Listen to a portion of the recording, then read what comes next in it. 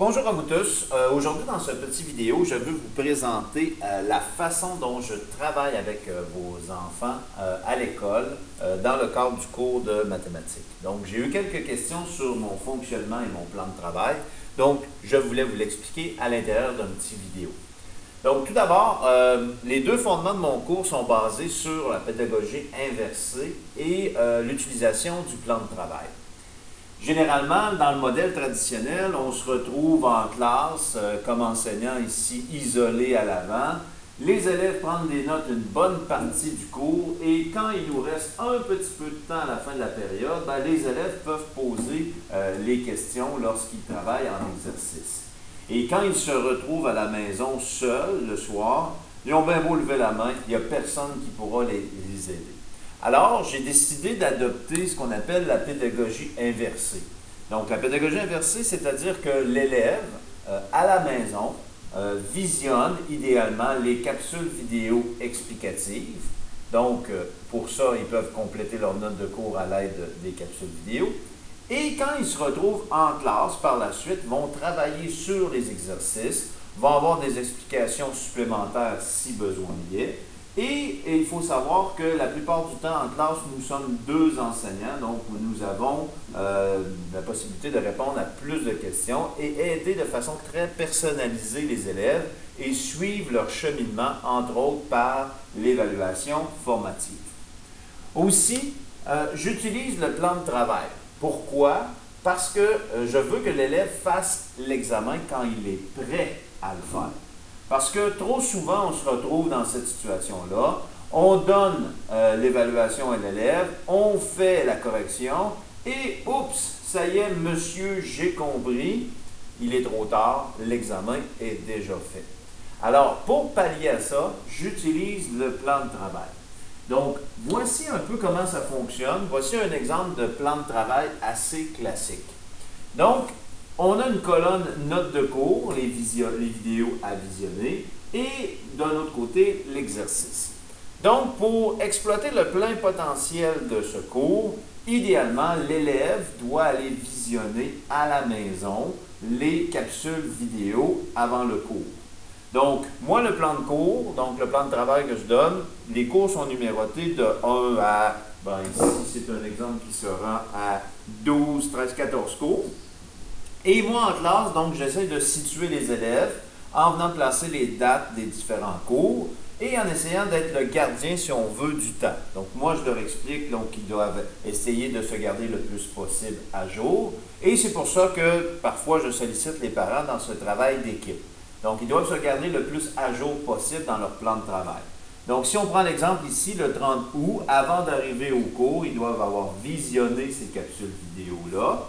Et quand ils arrivent en classe, on peut leur donner des explications supplémentaires, répondre à leurs questions et rapidement, ils se mettent au travail sur les exercices et se corrigent, se valident avec les corrigés disponibles en classe sur le Classroom, sur le Google Classroom. Donc, une fois qu'ils ont terminé le visionnement du vidéo, je leur demande de surligner ce qu'ils ont fait, surligner au fur et à mesure. Ensuite, pour le cours du 4 septembre, ils s'assurent d'avoir visionné la capsule vidéo qui est nommée ici et font les exercices en classe, toujours avec de l'aide, souvent deux enseignants disponibles. C'est sûr que l'élève avance à son rythme, donc si par exemple il n'a pas complété à la fin de la période, il a le choix. Il peut compléter à la maison, se donner un devoir ou dire je vais essayer de me rattraper au cours suivant si on prend du retard. Il peut se présenter en récupération, en aide aux devoirs, s'il a pris du retard dans son plan de travail. On continue ainsi de suite, donc lorsqu'il a vu la vidéo surligne ici, et il avance dans les exercices. Lorsque dans le plan de travail, on voit un F comme ça, c'est une évaluation formative, une petite évaluation qui est faite en classe, qui ne compte pas, et qu'on le corrige et qu'on donne une rétroaction immédiate à l'élève. Donc, pour s'assurer, et l'évaluation formative porte sur tout ce qui a été vu ici dans la section précédente. Donc, c'est un temps d'arrêt où on s'assure que l'élève a compris ce qui est fait ici et on lui donne une rétroaction pour dire « OK, ça va, continue, attention, petit détail » ou « Viens avec moi, je vais te réexpliquer certaines notions qui ont été plus difficiles ».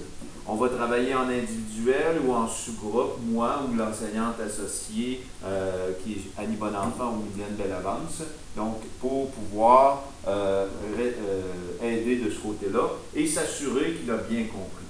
Une fois l'évaluation formative complétée, ben, il continue ainsi de suite jusqu'à la fin du plan de travail. Donc, pour que l'élève puisse réaliser l'examen qui se retrouve à la fin ici du plan de travail, il doit obligatoirement avoir fait les évaluations formatives qui sont ici, avoir reçu la rétroaction et avoir complété ici son carton d'aide-mémoire. Dans le fond, ce sont les clés qui viennent débarrer, qui sont nécessaires pour avoir accès à leur évaluation.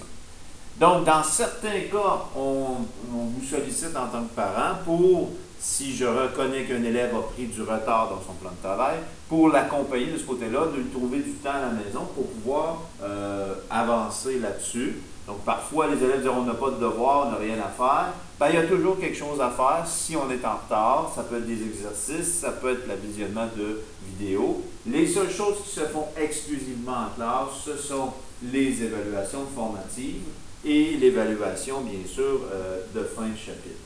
Donc, de prendre un ou deux cours de retard, c'est pas si grave. Donc, généralement, on va vous solliciter lorsque le retard est plus important.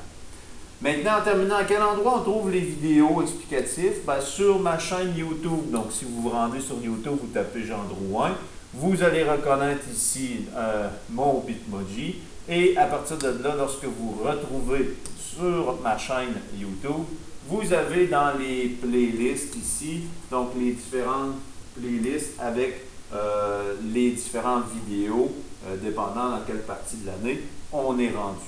Donc, toutes les vidéos sont accessibles dès qu'on a accès, bien sûr, à la plateforme YouTube. Donc, c'est un peu le fonctionnement pour mon cours. J'espère que ça vient éclairer un petit peu plus vos lanternes. Donc, n'hésitez pas à me contacter si jamais vous avez des questions sur le fonctionnement. Et en faisant un travail d'équipe avec vous comme parents, c'est sûr qu'on obtient de bons résultats. Merci, bonne journée.